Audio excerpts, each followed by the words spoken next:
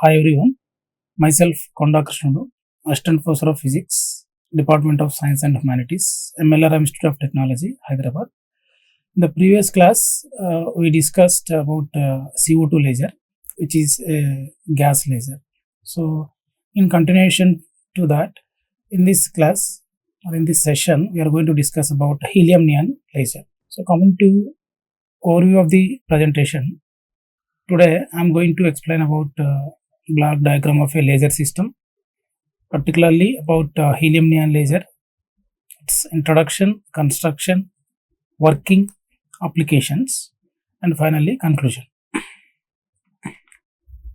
So coming to block diagram of a laser system, any laser system, it may be a solid state laser or liquid state laser, gaseous laser, semiconductor or dye laser. Any kind of laser system possesses three parts. One is source of energy, the second one is active medium, the third one is resonating cavity. So generally, source of energy supplies required energy to the particles of ground state so that they will move from lower level to higher level to achieve population inversion, which is very much essential condition to get a laser beam from laser device.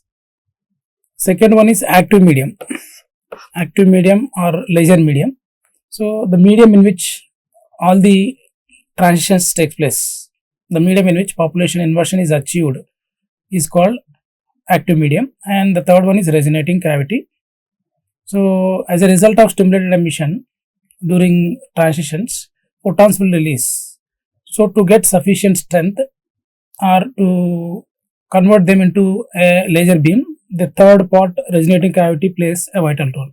That is how a block diagram of a laser system consists of three parts. Now, coming to helium-neon laser. So, coming to the introduction, helium-neon laser is the 4-level gas laser. So, helium-neon laser is called gas laser because a mixture of helium and neon is used. That's why it is called gas laser. It is a 4-level laser. So, because of that, it emits continuous output. Helium-neon laser is a 4-level gas laser which is capable of emitting continuous wave output, and it is devised by the three scientists in the year 1961, Ali Javan, Bennett and Harriot. So as usually we discussed in the previous slide, helium-neon laser consists of three parts: pump source or source of energy, gain medium or active medium, and the third one is resonating cavity.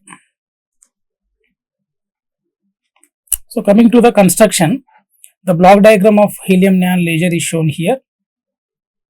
So coming to the first one, source of energy. So in this case, source of energy is nothing but DC power supply. In the case of helium-neon laser, source of energy is DC power supply, and when we switch on the power supply, discharge will be created in the discharge tube.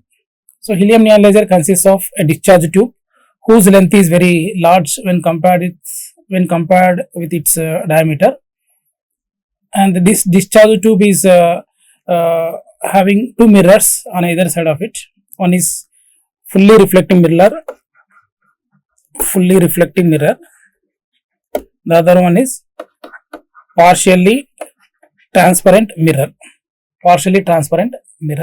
So when we create discharge in the discharge tube, electrons moves from cathode to anode. So while they are moving, they will collide with helium atoms, so that helium atoms will send from lower level to higher level. After that, excited helium atoms will take ground state neon atoms into excited state. That we are going to discuss in the next slide. Here it consists of a discharge tube. This discharge tube is filled with a mixture of helium and neon. Helium at 1 millibar pressure, whereas neon at 0.1 millibar pressure. So even though we are using mixture of helium and neon atoms here, the active atoms are neon atoms. Why we have to call neon atoms or active atoms is, between the energy levels of neon only we are going to get laser transition. That's why neon atoms are considered as active centers in this case. So the main advantage of the gas lasers. So as I told, based on the type of active medium, lasers are divided into different types. If the active medium is a solid, then it is called a solid state laser. If the active medium is a liquid, then it is called liquid laser. So like that, if the active medium is a gas, then it is called gas laser. So the main advantage of gas lasers over solid state lasers is that they are less prone to damage by overheating. So generally, while the apparatus is working, some sort of heat will be produced. That is more in the case of solid state laser, which is less in the case of gas lasers. Because of that only, they are able to produce continuous output, or they are able to work continuously.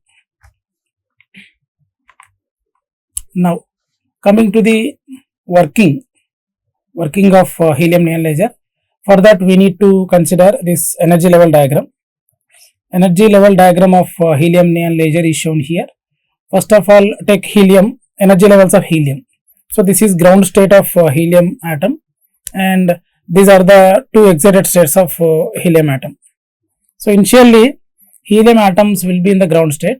When we switch on the power supply, it will create a discharge in the discharge tube. Due to that, electrons will move from cathode to anode in the discharge tube. What happens when electron moves from cathode to anode? So electrons, when they are moving in the discharge tube, they will collide with the helium atoms first. Due to collision of electrons with helium atom, helium atoms will sent into the excited state. So here helium star represents atom in the excited state. So that is how helium atoms will be pumped from ground state to the excited states here. After that, the excited helium atoms, through a special process called resonance energy transfer, will stimulate neon atoms in the ground state. So that neon atoms will move from ground state to the two excited states called 4s and 5s. Right. So after reaching the excited state, neon atoms will fall back into lower energy levels like 3p, 4p. So in this case, the two energy levels 4s and 5s are considered as metastable states. We know metastable states are the excited states having longer lifetime. Because of that, they will accommodate more number of particles. At one moment, population inversion will be created between metastable states and its lower energy states. The same thing will happen here. Population inversion condition is achieved between 5s 4p, 5s 3p and 4s 3p. So population inversion condition is achieved here between a set of energy levels like 5s to 4p. This is the transition corresponding to 3.39 micrometers. The second transition here, 5s to 3p, output wavelength in this case is 632.8 nanometers. And the third transition here is from 4s to 3p. 4s to 3p transition corresponds to a wavelength of 1.15 micrometers. So out of these three, the most important output here is this one, 632.8 nanometers, or we can take it as 6328 angstroms.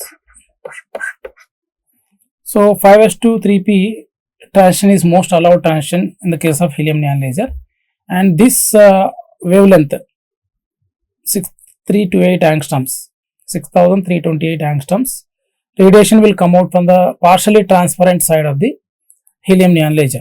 That is the output wavelength from helium-neon laser. This wavelength corresponds to visible region of the electromagnetic spectrum. You know, visible region corresponds to wavelengths between 400 to 700 nanometers or 4000 to 7000 angstroms. Actually, there is no sharp line of demarcation, but it is taken as the average wavelength range of the visible region, which extends from 4000 angstroms to 7000 angstroms. These wavelengths corresponds to VIBGYOR. So 6328 wavelength corresponds to red color in the visible region. So output radiation from helium neon laser is generally considered to be red color. So as soon as the laser beam produces here, all the particles will make a transition to this lower energy level 3s. These transitions are called fast radiative transitions, and after that they will reach the ground state. So before that,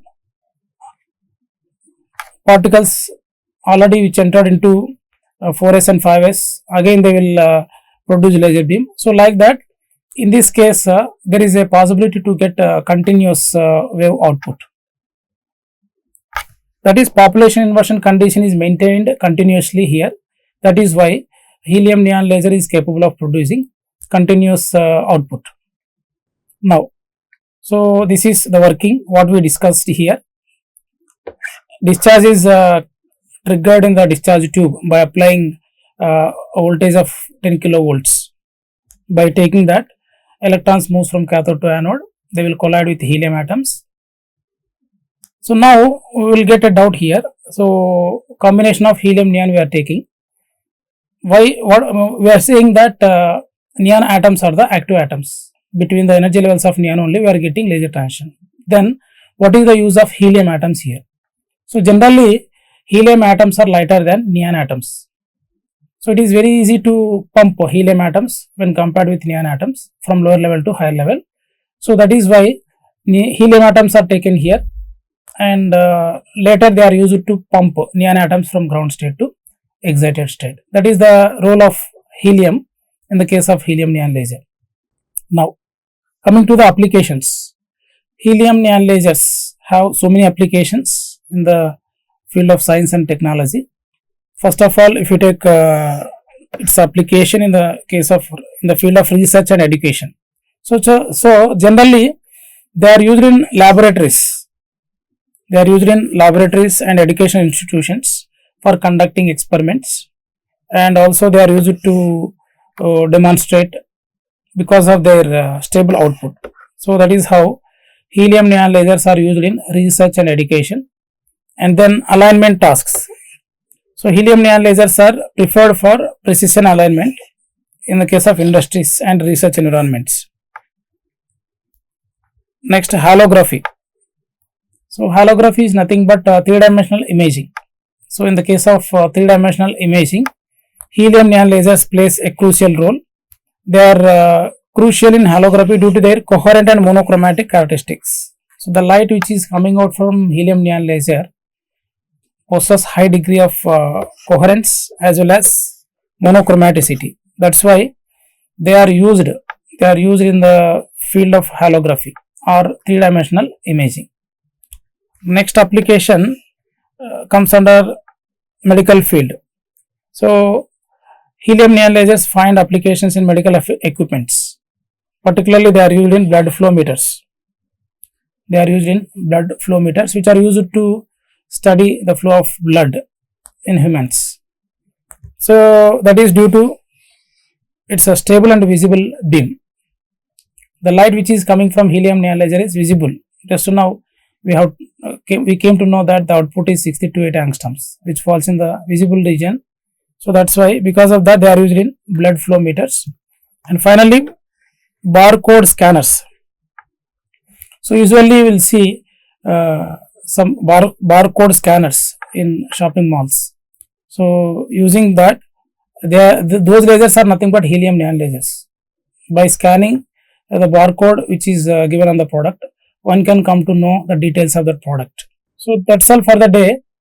Here today we discussed about brief information about block diagram of a laser system, as well as a clear explanation about helium neon laser, its construction, working, applications. And in the next class we are going to discuss about applications of lasers in various fields of science and technology. So far we discussed applications of helium neon laser particularly, and the common applications we are going to discuss in detail in the next class. Thank you.